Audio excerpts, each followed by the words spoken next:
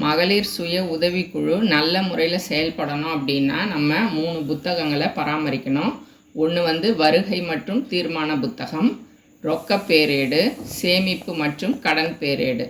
இப்போ எங்களோட குழுவில் 15 மெம்பர்ஸ் இருக்காங்க. இப்போ நாங்கள் ஒரு மாதத்துக்கு 500 ரூபாய் நாங்கள் வசூல் பண்ணுறோம்.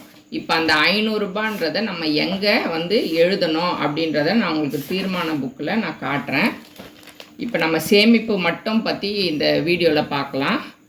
இது எத்தனை பேரோ அத்தனை பேரோட வரிசை எண் எழுதியிருக்கோம். இப்போ நான் எங்கள் குழுவில் 15 பேர் சொல்லியிருந்தேன், அதனால் 1லேருந்து 15 பேர். நம்ம குழுவில் மீட்டிங் வைக்கும்போது இவங்க எல்லாருமே வந்திருக்கணும். அதனால் வருகைக்குண்டான சிம்பிள் தான் இது. அதுக்கப்புறம் நாங்கள் மாதம் 500 ரூபாய் வசூல் பண்ணுறோம் ஒரு மெம்பர்கிட்ட இருந்தோம். அதனால் நமக்கு சேமிப்பு பணம் மொத்தம் 7500 ரூபாய் வந்துடும். இதுதான் நம்ம மொத்தம் கூட்டி போட்டுக்கணும். இங்கே பாருங்கள், 15 பேருக்கு 7500 ரூபாய் கூட்டி போட்டுக்கணும். அதுக்கப்புறம் சந்தான்றது நம்ம போக்குவரத்து செலவு, பேங்க்குக்கு போகிறது அது மாதிரி செலவுக்கு நம்ம யூஸ் பண்ணுறோம்.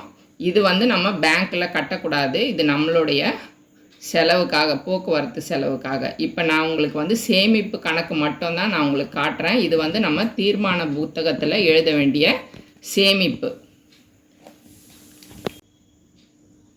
இப்போது ரொக்க பேரேடு புத்தகத்தில் நம்ம சேமிப்பு எப்படி எழுதணும் அப்படின்னா, நம்ம எந்த டேட்டில் கட்டுறோமோ அந்த டேட்டை இங்கே போடணும். இப்போ சேமிப்பு வசூல் நான் 15 பேருக்கு 7500 ரூபாய் போட்டிருக்கேன். அதுக்கப்புறம் சந்தா வசூல் 150.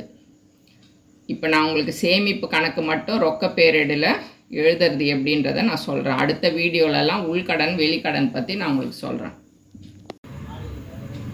சேமிப்பு மற்றும் கடன் பேரேடில் நம்ம சேமிப்பு கணக்கு எந்த டேட்டில் நம்ம பேங்க்கில் கட்டுறோமோ அந்த டேட்டை இங்கே போடணும். அப்புறம் நம்மளோட சேமிப்பு மாதம் 500 ரூபாய் நம்ம வசூல் பண்ணி கட்டுறோம் இல்லையா, அப்போ ஒவ்வொருத்தரோட இது தான் இதில் நம்ம எழுதுறது. பாருங்கள், 500 ரூபான்னா இப்போ நாங்கள்